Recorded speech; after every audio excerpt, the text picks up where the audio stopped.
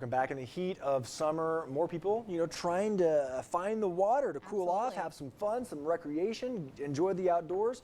But last year, according to Colorado Parks and Wildlife, there were actually 34 water recreation deaths just in Colorado. We've already seen 14 so far this year. With these accidents becoming all too familiar for rescuers, I actually geared up and jumped in the river with Colorado Springs firefighters. I attended their annual swiftwater rescue training, hoping to learn some life-saving advice before you take to the water this weekend. We're standing on the edge of the Arkansas River in Canyon City. The river's beautiful, popular, and deadly. The safest way to enjoy the river and the waterways is to not get in. But here I am, about to get in, with Colorado Springs firefighters as they practice swiftwater rescues. You've been here all day. You've seen the look on my face. We have people here that are good in the water, people that are not very good swimmers here in the water. Planning this event is a tremendous amount of energy and time and watchful eyes. We're here in Canyon City along the Arkansas River, and it's go time. I'm about to jump in this river and go through full swiftwater rescue training. Lieutenant Jason Leach with the CSFD Fire Department got me trained up, but I do have a little bit of trepidation. I'm not the strongest swimmer. This water looks cold. It's moving fast. I've got my PFD on, a wetsuit, a helmet and gloves, and we're gonna do this. I am prepared and here by choice, but my heart is beating a bit too quickly as I inch toward the water. Tell me when? Yeah.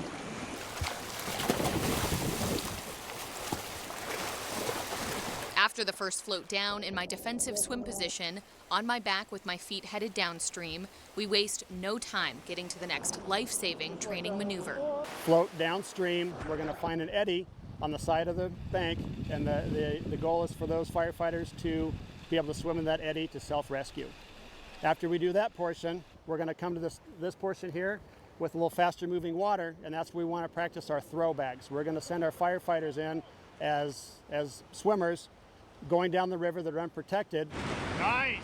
As we practice various rescue techniques, a little ways down the river, we watch several tubers get flipped into the water at this trouble spot. Lieutenant Jason Leach says this is not a new sight for his team. It's nice to have 10 firefighters here. They're trained, they're prepared, they have the right equipment, they're ready to go, their heads are on a swivel, they're paying attention to even the tubers and the recreational users going down the river. But firefighters aren't always around, and when they are called to help, it's often too late. We treat it like it's very dangerous. This is a play park that is real water, real runoff, there are real dangers, there's real boulders. The water level can rise, it can decrease at a moment's notice, and you need to be prepared for that. Compared to this time last summer, the current is tame, moving about 1,400 cubic feet per second on this particular day.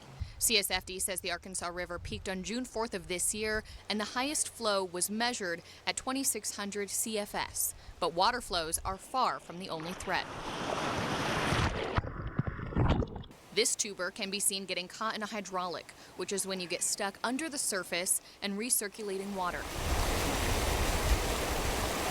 The other big concern is getting trapped under the water by something you can't see on the surface. Trees, there's branches, so when the water level does get high, it knocks off those debris and branches, causing objects to float in the water, which can be dangerous.